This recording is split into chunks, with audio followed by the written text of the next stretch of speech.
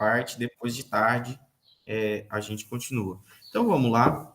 A parte de hoje, eu quero... Ontem nós paramos por aqui, né? A gente estava falando sobre essa questão do impacto dos estudos, né, em relação ao grau de inovação que eles possuem. Quanto maior a inovação, maior a chance de publicar numa revista altamente prestigiada, de alto fator de impacto, como a Nature, Science, Ecology e assim por diante. E aí essas revistas elas vão se especializando cada vez mais. Conhecimentos mais locais, quando são novos, né, eles podem ser publicados aí nas revistas de abrangência regional, e aqueles estudos, eu também, né, com colaboratórios, não deixam de ser importantes, que também tenham algum grau de novidade, ou resultados negativos, ou resultados de não efeito, elas são publicadas em revistas de menor prestígio. São importantes também, adicionam informação às meta-análises, têm que ser publicados, tá? Mas essa distinção, tá? É importante deixar claro.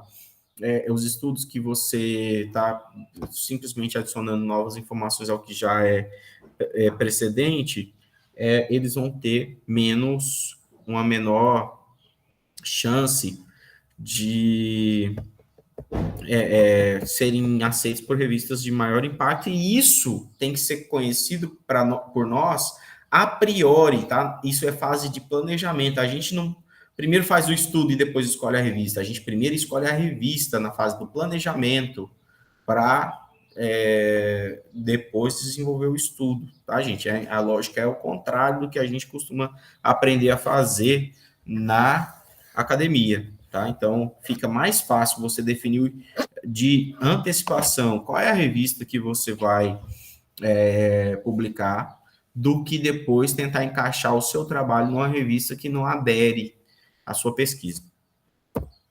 Isso que eu tinha que terminar de falar ontem. E aí, essa pesquisa, depois que vira ciência, passa por todo aquele debate, né? Ela é publicada, os cientistas concordam, discordam, depuram, fazem novos experimentos, publicam 10 artigos sobre um determinado assunto específico. Então, isso vai ter impacto, não só científico, porque avança o conhecimento, avança a fronteira do conhecimento para mais longe, vai ter impacto educacional, porque essa fronteira do conhecimento ele vai gradativamente sendo incorporada pelas instituições, no Brasil muito devagar, especialmente no ensino básico, mas dependendo do professor, e só depende do professor, tá? Querer ler artigo, querer se informar melhor para fazer, não depende de nenhum governo. Pode gerar desenvolvimento tecnológico, por isso aquela distinção, não, eu fiz pesquisa para ser aplicada. Cara, primeiro aprende, né, as coisas, depois a gente pode ser que desenvolva alguma necessidade de aplicação daquilo, ou não, né? Primeiro aprende o que são as cobras, e aí, se ela for venenosa, se for perigoso, a gente pode desenvolver um soro antiofídico. Depois de conhecer pelo menos o nome da cobra, né, ali, dar um nome à cobra, saber se ela vive de dia, de noite, debaixo da terra, enfim. Se ela vive debaixo da terra, o risco de acidente raríssimo, pode ser a cobra mais venenosa do mundo. Cara, vamos gastar quanto dinheiro com o soro antiofídico, né? Talvez essas tipo de questões emerjam, sei lá, apareçam. E esse novo conhecimento científico desenvolvido aí por meio da ciência, ele também tem impacto cultural. Haja vista, né, os usos aí que a gente faz hoje em dia de Big Data para orientar o que as pessoas consomem de conteúdo nas redes sociais, né? Os emojis, né, o conceito de meme, né, essa questão, tudo teve lá atrás gente que pensou sobre isso, ou seja do ponto de vista científico, seja do ponto de vista conceitual, abstrato, mas que contribuiu. O Richard Dawkins com os memes, né? na década de 70, 80, né, na década de 80, e assim por diante. A tecnologia e a ciência está na nossa vida, no dia a dia, de várias formas, da energia, eletricidade, né? Os experimentos lá do Thomas Edison, acho que foi, né, que possibilitaram esse avanço, enfim, em tudo. Acaba sendo tão absorvida pela nossa cultura que quando a gente aperta o interruptor para ligar uma luz, a gente nem sequer avalia, né, o trajeto, né? Ou seja, quando a gente aperta o interruptor, gente, da nossa casa, a energia faz o seguinte, ó, ela é testada, avaliada aqui pelo método científico, com base na teoria, com base na hipótese, um objetivo, né? Você coleta dados, você comprova, refuta, aquele processo todo, aí vira ciência, tem um debate, aprova, desprova, faz de novo, faz diferente, comprova, vira um paradigma. Aí tem impactos, né, que são também convalidados com a sociedade, parte científica, educacional, tecnológico, cultural, e aí a gente aqui na nossa casa tem a lâmpada acesa. Tá? Então, quando você aperta o interruptor, tudo isso aqui foi feito já. Só que é uma viagem no tempo, né? 100 e tantos anos, sei lá quantos anos atrás que isso foi concebido. A gente não para raciocinar assim, mas cada novo conhecimento, em algum momento foi novo na história da nossa vida, ele faz esse fluxo, que pode demorar décadas, né, centenas de anos para chegar até nós. E é tão poderoso que parece que é assim. E por que parece assim, né? Porque nossa compreensão de tempo, ela é totalmente distorcida. A gente acredita que coisas que aconteceram ontem, a gente compreende bem, e coisas que aconteceram, por exemplo, essa disciplina. Parece que tem, cara, parece que eu entrei numa nave, fui para algum lugar e estou há, sei lá, meses dando aula sobre esse determinado assunto. Pô, começou segunda-feira, de tanta viagem que já aconteceu aqui, né? E eu nem lembro o que eu fiz semana passada. Sei lá, onde é que eu estava, o que eu estava fazendo, não sei. E essa disciplina parece que está durando uma eternidade. Estou doido para acabar. Sim? Não, interessante isso, prof, em relação a essa percepção, porque até chegar no aspecto tecnológico, todo esse trabalho e tempo, né, de pesquisa, de criação e de repetição, até que depois que vai para uma gôndola, pronto. Já não Já precisa de fica mais ciência. simples, né? Já simplificou. Ah, tá lá, é um produto e por detrás do produto não se conhece o que, quando e onde. E aí me remeteu a algumas interpretações que às vezes um revisor faz de um trabalho nosso, né? Que às vezes quando pega esses narizinho empinadinho, né? Eu falei, no mínimo esse cara nunca foi a campo para achar que é simples assim fazer uma repetição ou algo parecido. E aí eu falei, nossa, mas olha, tanto tempo de campo, tanto tempo de laboratório para ele, né, fazer tal tipo de julgamento. A mesma coisa em relação a tudo, né, que provém da ciência, quando quem está lá na ponta, culturalmente falando, não entende ou não tem essa percepção, esse olhar, igual o prof colocou para nós agora. Perfeito. Sem mais delongas, deixa eu passar para a próxima parte aqui. Então, formulação de hipóteses e predições ecológicas. Aqui são só mais alguns slides, tá, gente? Foi essa parte que a gente fez, né? Mas eu queria reforçar aqui aquela predição, né, que a gente teve em relação aos peixes palhaço, né, ontem, né? Tá, eu tenho essas 4 predições. Cores servem como características complementares para a distinção taxonômica dos peixes palhaço, retomando aquele exemplo, né?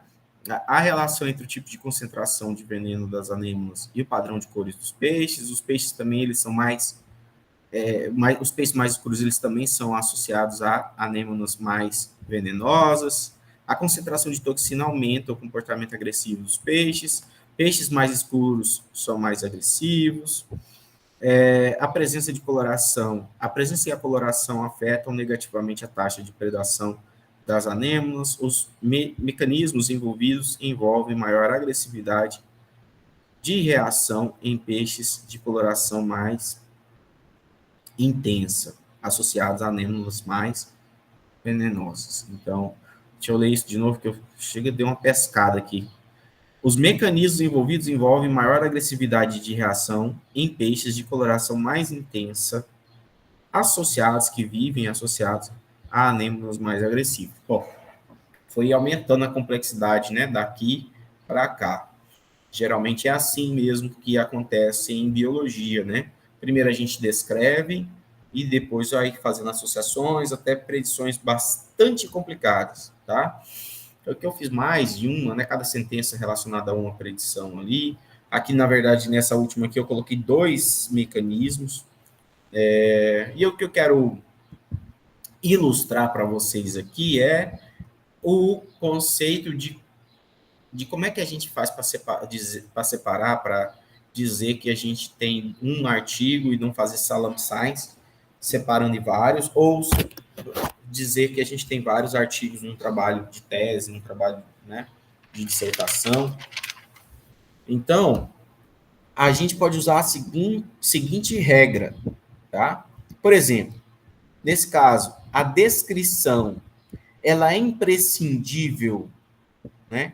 A descrição da primeira conclusão aqui, ó, cores servem como características. Essa primeira descrição aqui, resultado descritivo. Cores servem como características complementares para a distinção taxonômica de peixe palhaço. Ela é imprescindível para um desses outros resultados, tá? Então parece, ó, que essa afirmação ela é imprescindível, né, para esse resultado aqui, ó. Peixes mais escuros são mais agressivos. Então, nesse caso, eu poderia fazer um esquema agrupando, né, esse resultado aqui, essa conclusão, cores servem para distinguir os peixes, né, aqui, que é um resultado descritivo da espécie, para associar a essa outra predição. Peixes mais escuros são mais agressivos, né? Então, eu poderia colocar aqui. Relacionado à cor, tem também mais uma predição. A relação entre o tipo de concentração das anêmonas e o padrão de cores dos peixes. Então, eu teria aqui a primeira conclusão, que as cores servem para diferenciar os peixes. A segunda conclusão, que as cores estão associadas aos padrões de coloração, que as cores dos peixes estão associadas à concentração de veneno e tipo de veneno, né? E poderia ter aqui a terceira conclusão: peixes mais escuros são mais agressivos. Então, aqui eu teria 3 conclusões. E aí, faz um trabalho só com isso ou faz 2 trabalhos? Isso vai depender se o conjunto dessas conclusões aqui, ó, são relacionadas com outros conjuntos de conclusões. Por exemplo, peixes mais escuros vivem associados a anêmonas mais venenosas. Então, a concentração, aí a conclusão aqui, ó, é em relação à concentração de venenos da anêmona. Então, anêmonas mais venenosas teriam peixes mais escuros. Aí, se essa questão, né, que faz uma ligação entre a intensidade da cor dos peixes e a concentração de veneno das anêmonas, elas tiverem esse link, você coloca num trabalho só, tá? Se não, se forem separados, por exemplo, conclusões aqui que são separadas, a concentração de toxina aumenta o comportamento de peixes. Esse parece ser um estudo comportamental relacionado, né? Isso sugere um estudo comportamental, comportamento dos peixes relacionado à concentração de toxina. Isso poderia estar num outro conjunto de conclusões aqui.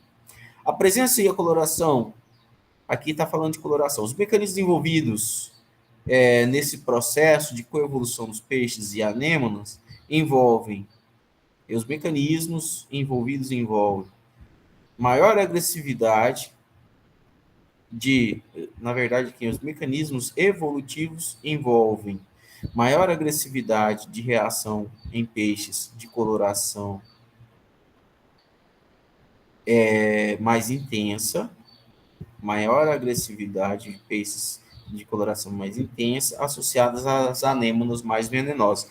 Então, aqui, o que sugere, isso aqui sugere, se eu parasse só nessa parte aqui, ó, a concentração de toxina aumenta o comportamento agressivo, eu poderia ter 2 papers separados. Mas como tem esses mecanismos de associação entre, aqui no final, né, eu poderia, sim, concluir que eu tenho aqui um único artigo. Se eu parasse nessa afirmação, não. Aí seriam em campos comportamentais, em campos das características morfológicas. Então, ficariam em trabalhos diferentes. Então, é mais ou menos assim, tá? Você pode fazer um fluxograma, uma chave dicotômica do tipo de base referencial que você tem, para chegar à conclusão de ser 2 ou mais trabalhos científicos que você vai ter à disposição para publicação. Beleza? Dúvidas? Tranquilo, gente? Bacana, né, esse raciocínio? Então, sim. Se eu só corrigir aqui, aqui tem os mecanismos evolutivos envolvem. Acho que assim fica honesto a minha coisa. Então, vamos lá. Bom, dito isso, gente, né, agora a gente passa para essa questão da objetividade, né, das nossas hipóteses, né, como a gente analisou aqui hoje. Então, gente, nós temos, primeiro, para definir a objetividade das hipóteses, né, dos elementos que estão em análise, a gente tem que conceber que, primeiro, a gente tem variáveis operacionais e variáveis teóricas. As variáveis operacionais, elas dão sentido a uma variável teórica, mas a gente deriva essas variáveis teóricas lá na introdução por parte da nossa argumentação, com base nas evidências, tentando estabelecer a relação entre as premissas ou os pressupostos que dão suporte às hipóteses e a variável que a gente mediu. Por exemplo, você falou, a Fabiana falou lá na hipótese dela sobre funcionamento ecossistêmico. O funcionamento ecossistêmico, né, é uma variável teórica. A variável operacional que ela pode estar querendo medir ali é a taxa de reciclagem de nitrogênio por meio dessa parceria fungo-planta. Então, essa taxa de reciclagem de nitrogênio pode ser um indicativo da ciclagem de nutrientes, que é um dos componentes do funcionamento ecossistêmico. Então, aqui, na hora de construir o objetivo, ela vai falar de ciclagem de nitrogênio, ou assimilação de fósforo, sei lá. Então, a assimilação de nitrogênio que está na atmosfera, né? Então, esse nitrogênio ele vai passar a contribuir com a ciclagem de nutrientes, que, por sua vez, vai contribuir com o funcionamento ecossistêmico. Então, o funcionamento ecossistêmico é uma coisa mais, digamos, geral. E aí você tem aqui a reciclagem a reciclagem de nutrientes, e aqui você tem a variável operacional, reciclagem de nitrogênio. Aqui pode ser de fósforo, aqui pode ser de a disponibilização de magnésio, manganês, alumínio, enfim, uma série de outros componentes. Então, esses vários elementos mais restritos dão origem apontam, né, em direção a uma variável teórica, que ela pode ser também apontando aqui para uma outra variável teórica mais ampla, tá?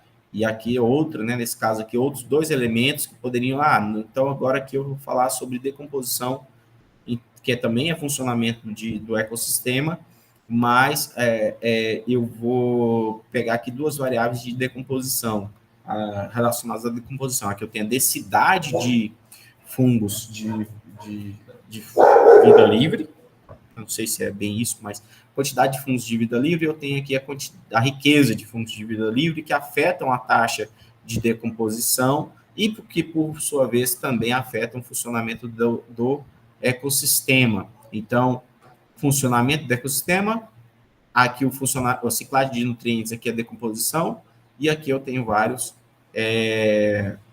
variáveis operacionais mais restritas, tá? Que compõem esse quadro mais completo. Então, aqui tem um exemplo disso, né? Aqui, vários produtos químicos estão associados à poluição, e isso está associado à destruição ambiental. Manchas, transporte, relatos pessoais e árvores estão conectadas ao desmatamento. Isso também está associado à distribuição ambiental. Não sei como é que o pessoal está conectado aqui, não entendi o raciocínio do Gilson, não, mas a remoção de árvores, com certeza. Transporte, né, construção de estradas, com certeza, aumenta. E as manchas, a abertura de clareiras, com certeza. Mas o sentido é esse, né? De você ter vários elementos aqui que dão suporte a coisas intermediárias que, no final, explicam a destruição ambiental na Amazônia. Né? Essa é a conotação. Como é que a gente escreve o objetivo? Né? Foi massa o nosso exercício, gostei demais. O objetivo foca em testar, né, alguma coisa, algum sinônimo. Ou avaliar, testar, né? Esse é o comparar. Então, a hipótese ela é sempre uma afirmação em relação que expressa a relação entre variáveis. Então, no caso de objetivos sem hipótese, você não vai precisar utilizar esse tipo de conotação. Você vai caracterizar o seu sistema ou algum fenômeno. E aqui você vai dizer, né, qual é o objeto que vai ser caracterizado. Na hipótese, no objetivo com hipótese, você, além de testar, vai ter que ter na sua afirmação ali o objeto, né, e a causa do efeito. Eu, particularmente, quando é possível, gosto de colocar objeto mais causa do efeito, mais direcionalidade do efeito. Como eu citei lá, né, no exemplo que eu dei para vocês lá, nesses exemplos que vocês trouxeram, eu falei, ó, se você coloca direcionalidade, afeta negativamente, afeta positivamente, é mais interessante ainda, porque você já aponta para qual é o resultado esperado da sua, qual é a sua predição, entendeu? A sua própria hipótese já aponta para a predição, assim, ou seja, ele pega um holofote, né, e aponta claramente para onde é que a gente tem que ir, né? Então fica mais difícil de errar. Não é, essa direcionalidade não é sempre requerida, tem alguns casos que não tem, quando a sua variável preditora, por exemplo, ela é uma variável que não estabelece rankings entre né, uma ordenação entre uma categoria e outra, você não precisa daí, né, por exemplo, sexo masculino e feminino. Não necessariamente você tenha alguma direcionalidade a priori entre os sexos, em termos da capacidade cognitiva, por exemplo, como já se pensou no passado, inclusive, tá? E muitos ainda pensam. Então, entre os sexos não tem hierarquização nenhuma, não tem distinção nenhuma. Beleza. Então, tendo isso como princípio, fica fácil a gente fazer o planejamento né, entrar na fase de planejamento e desenho experimental. Então, como eu falei para vocês já, nós temos as pesquisas de caracterização, temos as pesquisas de associação e temos as pesquisas de interferência. As pesquisas de interferência, elas são, digamos,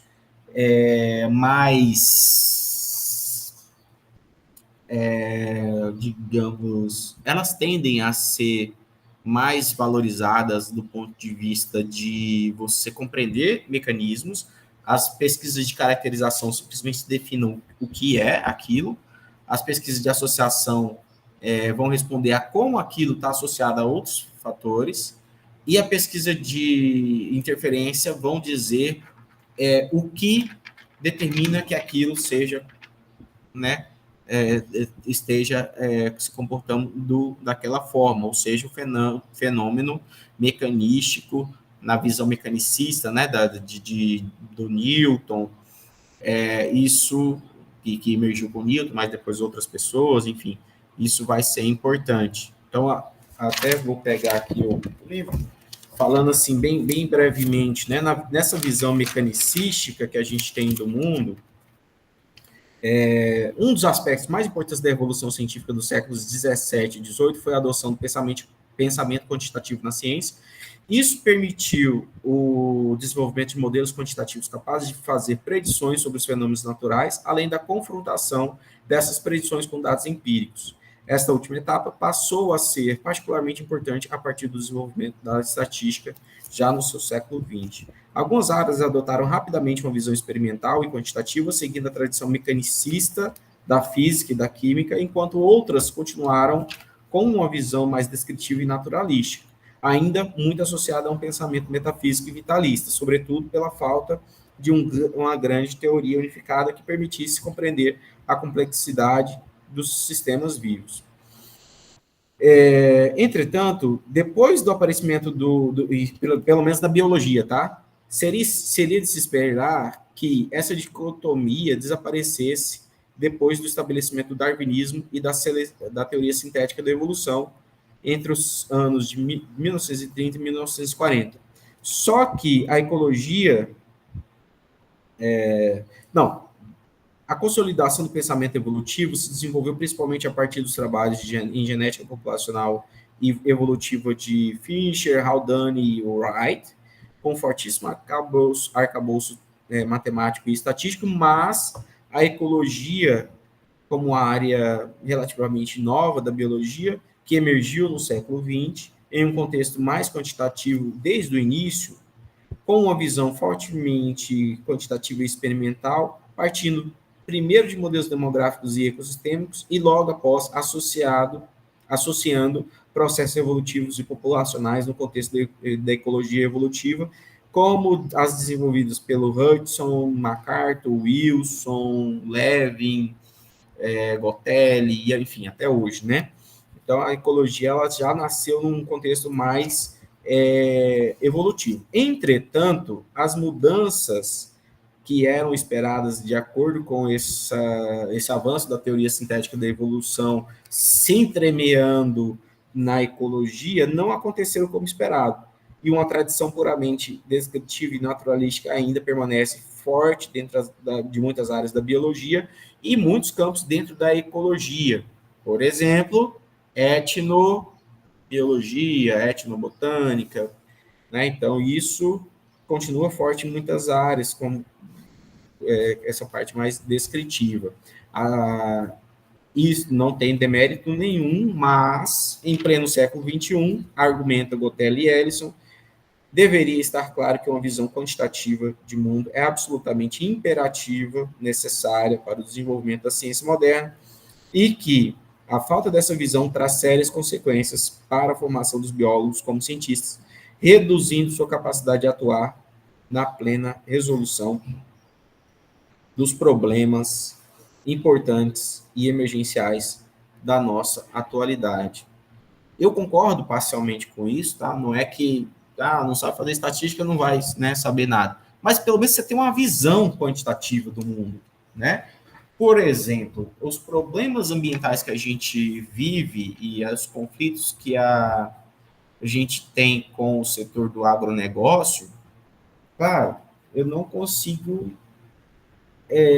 deixar de pensar que seja devido à falta de compreensão de ciência, de pensamento quantitativo, porque toda essa relação entre espécies micorrízicas, de bactérias, né, que estão presentes ali no solo, que favorecem as plantas usadas nos monocultivos, quando você utiliza veneno em alta concentração e grau de toxicidade, por exemplo, você desaparece com os fungos. Isso vai levar a um empobrecimento ali dessas relações e empobrecimento da produtividade, perda de um monte de links ali, por exemplo.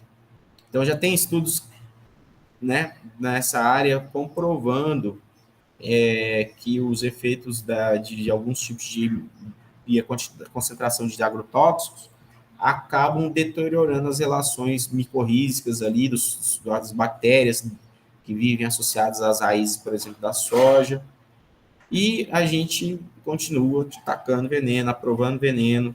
Então, é uma falta de compreensão muito grande essa falha de comunicação que tem entre visões de mundo que são colocadas como antagônicas. Na verdade, não são. Elas são colocadas assim, mas, na realidade, essas visões de mundo não deveriam estar em lados opostos, porque todos nós queremos alimentos de qualidade, sem veneno, né? E desenvolvimento econômico também acompanhado de sustentabilidade. Então, por enquanto, nós estamos vivendo nesse pé de guerra com esses doidos que vêm do agronegócio, viu, Zaratim? Vou falar. A Zaratim saiu? Ah, ela tá aqui. Não, eu tô aqui, professor. Beleza. Gente, já são 12:00. Deixa eu só... Onde é que eu tô? Deixa eu ver aqui. Deixa eu ver aqui. Só para reforçar aqui, mas não vai passar de 10 minutinhos, tá? Bom, esse que eu li, tá? É o prefácio desse livro aqui. Muito bom esse livro, gente. Tem que ter esse, tem que ter livro demais. Eu não sei de onde é que vocês vão achar tanto dinheiro para comprar livro. Eu fui comprando aqui os livros ao longo do tempo. Mas esse livro aqui é bom demais. Ler ele depois dessa disciplina, então, me deu assim a chave do progresso da ciência, viu? O método hipotético dedutivo, como eu já mencionei, né, pressupõe múltiplas hipóteses, não uma só, como vocês fizeram no exercício. Então, ele pode ser utilizado para uma hipótese só? Pode. Se eu não tiver nenhuma alternativa, pode. Mas ele fortalece-se muito mais, porque ao invés de usar um novo estudo separado por outra pessoa, né, ou você mesmo, para fazer o teste de uma hipótese alternativa, você mesmo deve considerar alternativas àquele mecanismo com várias hipóteses, né, funcionando assim, né? Você tem a hipótese 1, tem consequência, né, tais, se ela ocorre, corrobora. A hipótese 2, né, corrobora a consequência 3, né, então corrobora a hipótese de forma geral, e você tem apenas uma que nega.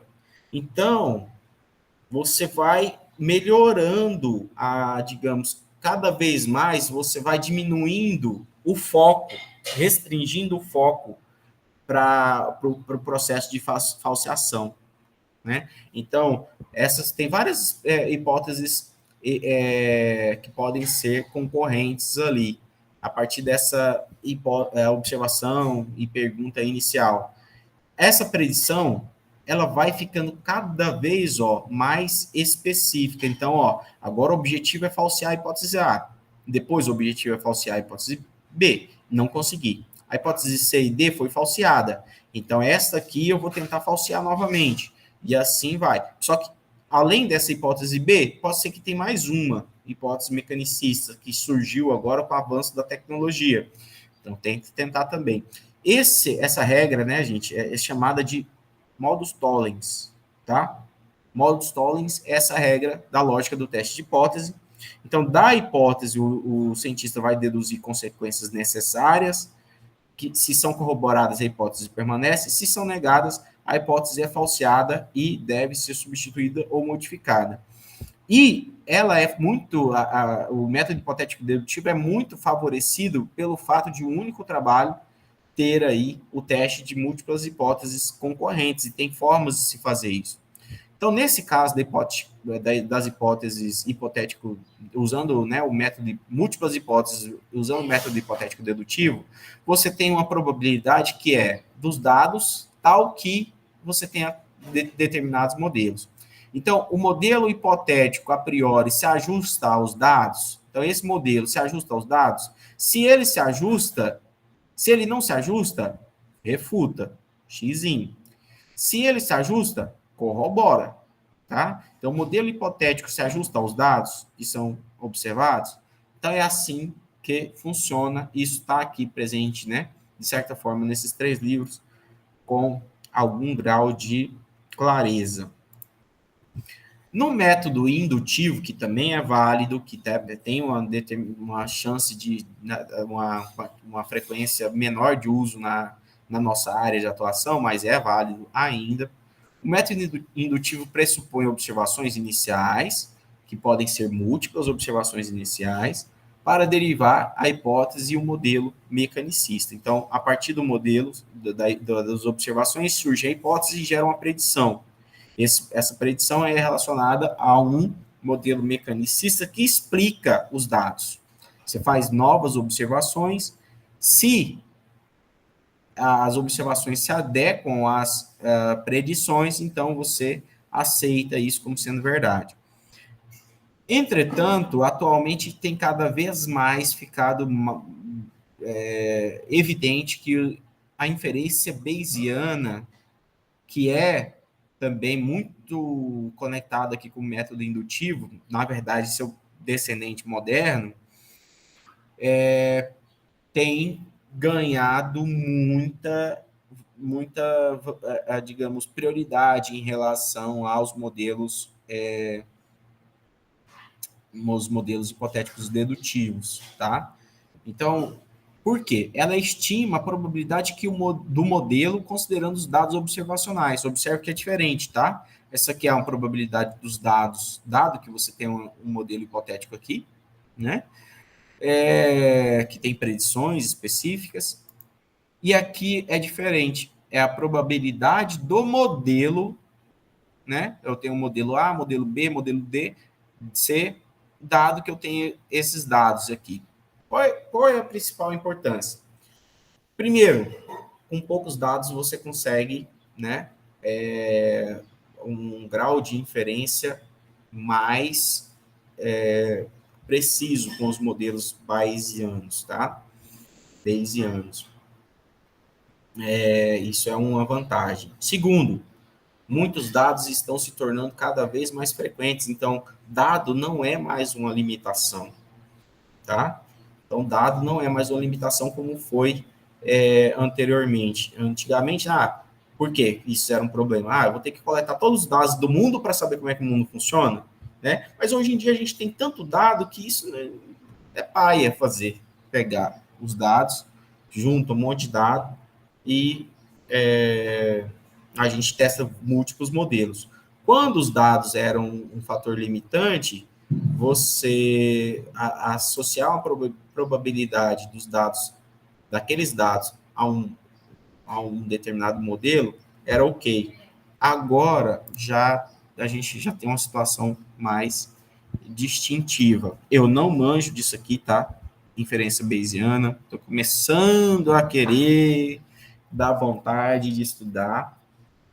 Então, meu mecanismo de pensamento é este, né, o hipotético dedutivo, com inferências baseadas em estatísticas paramétricas ali, que são derivadas de hipóteses. É assim que eu penso, tá? Porque eu fui treinado assim. Mas eu estou começando a querer dar vontade de começar a estudar esse negócio aqui. Eu vi coisas interessantes. E ainda nós temos um modelo alternativo. Quando você quer apenas estimar probabilidades e não necessariamente estimar parâmetros, tá? Então, esse tipo de teste pode ser... quando você quer estimar a probabilidade dos parâmetros, né, e não a probabilidade desse parâmetro ser maior ou menor do que uma hipótese, né? Então, esse modelo aqui pode ser útil, né? Então, as pesquisas em ecologia e conservação e ciência ambiental também podem exigir múltiplas explicações simultâneas, parecido com o método hipotético dedutivo ali, né? Sem a necessidade de enfatizar um único padrão particular. Então, eu não preciso ter que excluir um ou outro. Eu posso ter o A representando 10%, o B representando 50%, o C representando ali 15% e o D representando 25%. Então, isso eu não preciso negar essa hipótese. Então, todas são válidas, mas cada uma contribui com um pouquinho. Por exemplo, as técnicas de partição da variância são coisas que podem ser utilizadas nesse sentido, né? Tem várias técnicas de partição da variância. E o modelo de Michaelis-Menten também pode ser bastante útil nesse caso. Então, nesse caso, poderíamos combinar as estratégias estatísticas distintas para o teste de hipóteses que objetivassem mensurar a contribuição relativa de cada hipótese e não excluir uma a outra. Então, isso aqui a gente já fez hoje. Então, por enquanto, é isso. Hoje à tarde a gente entra aqui nos desenhos, tá? Tranquilo, gente, beleza? Beleza. Dúvidas? Bora almoçar, né? 11h14 aqui, meio de 14, meio de 15.